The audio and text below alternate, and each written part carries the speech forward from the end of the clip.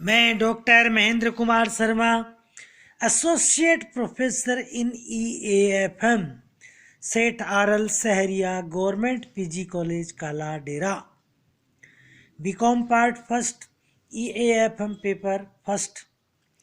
प्रिय विद्यार्थियों, आज मैं आपको उत्पत्ति के नियम, लॉ ऑफ रिटर्न्स के बारे में बताऊंगा। उत्पत्ति के नियमों पे प्रकाश डालूंगा। जब अल्पकाल में अन्य साधनों को स्थिर रखकर किसी एक उत्पादन साधन की मात्रा में घटत बढ़त करने अथवा किसी एक साधन को स्थिर रखकर अन्य साधनों की मात्रा में घटत बढ़त करने से उत्पादन की भौतिक मात्रा में जो परिवर्तन होता है, उसकी व्याख्या को ही उत्पत्ति के नियम कहते हैं। उसी को ही लॉ ऑफ रिटर्न्स कहते हैं। उत्पत्ति के नियम बताते हैं कि अल्पकाल में उत्पादन के कुछ साधनों को स्थिर रखकर अन्य किसी साधन की मात्रा में परिवर्तन करने से उत्पादन की मात्रा में किस अनुपात में परिवर्तन होता है, उसे ही उत्पत्ति के नियम कहते हैं। उत्पत्ति के नियमों के 3 प्रकार होते हैं। फर्स्ट, उत्पत्ति वृद्धि नियम। सेकंड, उत्पत्ति समता नियम। थर्ड, उत्पत्ति ह्रास नियम, जिसको उत्पत्ति ह्रास नियम या ह्रासमान प्रतिफलों का नियम अथवा परिवर्तनशील अनुपातों का नियम भी कहते हैं। जब हमें श्रम और पूंजी की इकाइयों की तुलना में उत्पादन बढ़ती हुई दर से प्राप्त होता है तो उत्पत्ति वृद्धि नियम कहलाता है। श्रम और पूंजी की लागत के बराबर उत्पादन प्राप्त होता है, उत्पत्ति समता नियम कहलाता है। और जब श्रम और पूंजी की इकाइयों की तुलना में उत्पत्ति की दर घटने लग जाती है तो उत्पत्ति ह्रास नियम क्रियाशील हो जाता है। अब हम उत्पत्ति ह्रास नियम व ह्रासमान प्रतिफलों का नियम व परिवर्तनशील अनुपातों के नियम पर विस्तृत प्रकाश डालेंगे। उत्पत्ति ह्रास नियम का अर्थ, उत्पादन के साधनों के संयोग में अगर अन्य साधनों को स्थिर रख कर एक साधन की मात्रा में वृद्धि की जाए तो एक सीमा के बाद सीमांत उत्पत्ति क्रमशः घटती जाती है। सीमांत उत्पत्ति में गिरावट आने लग जाती है। इसकी कुछ परिभाषाओं का अध्ययन करते हैं। प्रोफेसर बेहनम के अनुसार, जैसे जैसे उत्पत्ति के साधनों के संयोग में किसी एक साधन का अनुपात बढ़ाया जाए तो एक बिंदु के पश्चात उस साधन की सीमांत और औसत उपज घटने लगेंगी। सेकंड, प्रोफेसर स्ट्रगलर के अनुसार, यदि उत्पत्ति के अन्य साधनों की इकाइयों को स्थिर रखकर किसी एक साधन की समान इकाइयां जोड़ी जाएं तो एक सीमा के पश्चात सीमांत उत्पत्ति में कमी हो जाएगी। प्रोफेसर सिल्वरमैन के शब्दों में, एक निश्चित बिंदु के पश्चात उत्पादन में लगाए गए श्रम और पूंजी की मात्रा में वृद्धि करने से उत्पत्ति में अनुपात से कम वृद्धि होगी। फोर्थ, प्रोफेसर बोल्डिंग के अनुसार, यदि उत्पत्ति की अन्य इकाइयों को स्थिर रखकर किसी एक इकाई की मात्रा को जैसे जैसे बढ़ाते हैं तो उस परिवर्तनशील इकाई की सीमांत भौतिक उत्पादकता क्रमशः घटती जाती है।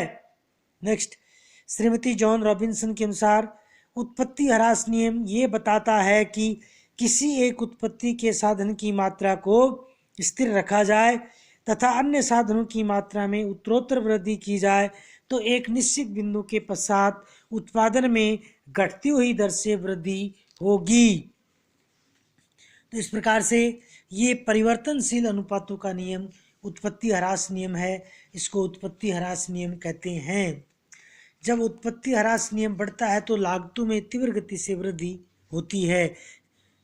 सीमांत लागत, एक अतिरिक्त इकाई का जो उत्पादन करना है वो महंगा हो जाता है। एक अतिरिक्त इकाई का उत्पादन करने पर जो लागत है वो द्रुत गति से बढ़ती है। तो जब सीमांत लागत में वृद्धि होती है तो औसत लागत भी तीव्र गति से बढ़ती हुई होती है, तो इसमें तीव्र गति से वृद्धि होगी। तो उत्पत्ति ह्रास नियम और लागत में जब सीमांत लागत बढ़ती हुई होती है तो औसत लागत भी फिर बढ़ेगी। उत्पत्ति ह्रास नियम की मान्यताएं। हम उत्पत्ति ह्रास नियम की मान्यताओं का अध्ययन करते हैं। अगर ये मान्यताएं लागू नहीं होती हैं तो उत्पत्ति ह्रास नियम क्रियाशील नहीं होता है। ये नियम भौतिक उत्पत्ति से संबंधित है, न कि उत्पादन के मूल्य से। मतलब भौतिक उत्पादन का मतलब कि भाई कितनी इकाइयों का उत्पादन होता है, 1, 2, 5, 10, 100, 1000, ऐसे कि उसकी भौतिक उत्पत्ति से संबंधित है, उससे मूल्य से इसका कोई मतलब नहीं है कि उसको बेचने से हमें कितना धन प्राप्त होगा। हमें श्रम और पूंजी की इकाइयां लगाने के फलस्वरूप उत्पादन की कितनी इकाइयां हमें प्राप्त होती हैं, तो ये भौतिक उत्पत्ति से संबंधित है, न कि उत्पादन के मूल्य से। सेकंड, एक साधन स्थिर। ये मान्यता मानी जाती है कि एक साधन स्थिर है, अन्य साधनों को परिवर्तनशील माना जाता है और परिवर्तनशील साधनों की इकाइयों में उत्तरोत्तर वृद्धि के फलस्वरूप उत्पादन में किस प्रकार से वृद्धि होगी। तो एक साधन स्थिर। नेक्स्ट है उत्पादन तकनीक में कोई सुधार न हो। कि उत्पादन की तकनीक में किसी भी प्रकार का सुधार नहीं होना चाहिए। अगर उत्पादन की तकनीक में कोई प्रकार का सुधार हो जाएगा तो ये सिद्धांत लागू नहीं होता। नेक्स्ट है चौथा पॉइंट, साधनों की मात्रा में परिवर्तन एवं विभाजन संभव। कि उत्पत्ति के साधन में जितने साधन लगे हुए हैं ये माना जाता है कि उनकी मात्रा में परिवर्तन और विभाजन करना संभव है। उनको हम बांट सकते हैं और साधनों परिवर्तनशील साधनों की जो इकाइयां हैं वो विभाज्य हैं। नेक्स्ट है साधनों का पहले से ही सर्वोत्तम संयोग मानकर चला जाता है। यह मानकर चला जाता है कि साधन को अनुकूलतम प्रयोग किया जा रहा है, ऑप्टिमम यूज ऑफ रिसोर्सेज।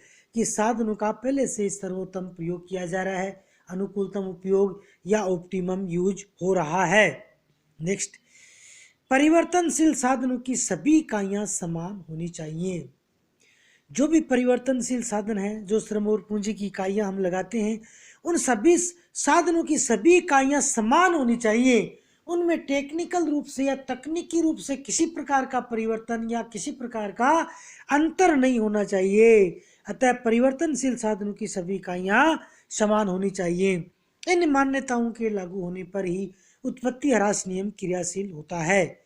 उत्पत्ति ह्रास नियम के क्रियाशील होने के क्षेत्र हैं, कृषि क्षेत्र में लागू होता है, जैसे मछली पकड़ना, खान खोदना, मकान दुकान का निर्माण कार्य, उद्योग धंधों में भी लागू होता है।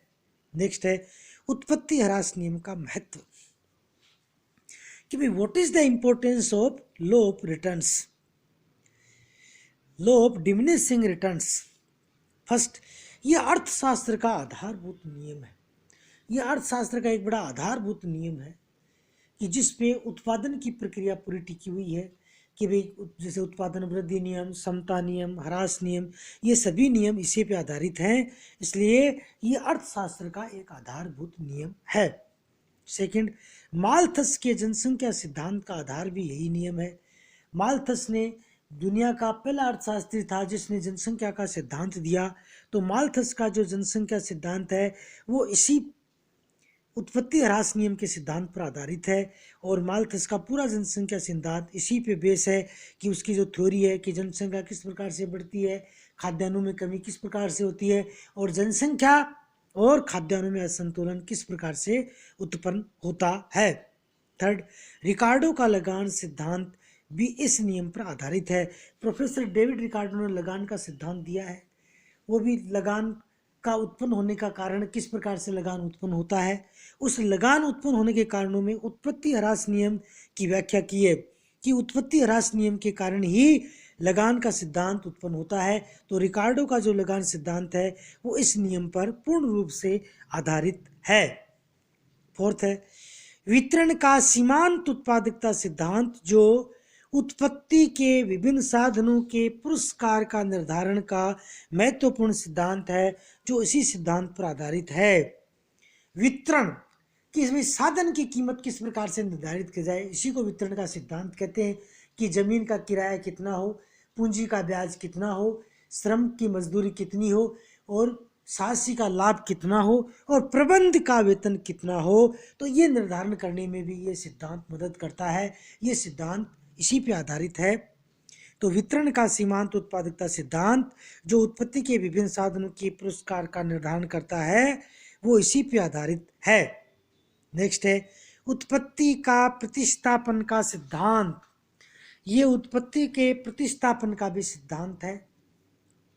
नेक्स्ट छठा है जनसंख्या के एक देश से दूसरे देश का, एक क्षेत्र से दूसरे क्षेत्र में प्रवास के लिए ये नियम उत्तरदायी है कि जनसंख्या का जो पलायन होता है एक क्षेत्र से दूसरे क्षेत्र में किस प्रकार से होता है।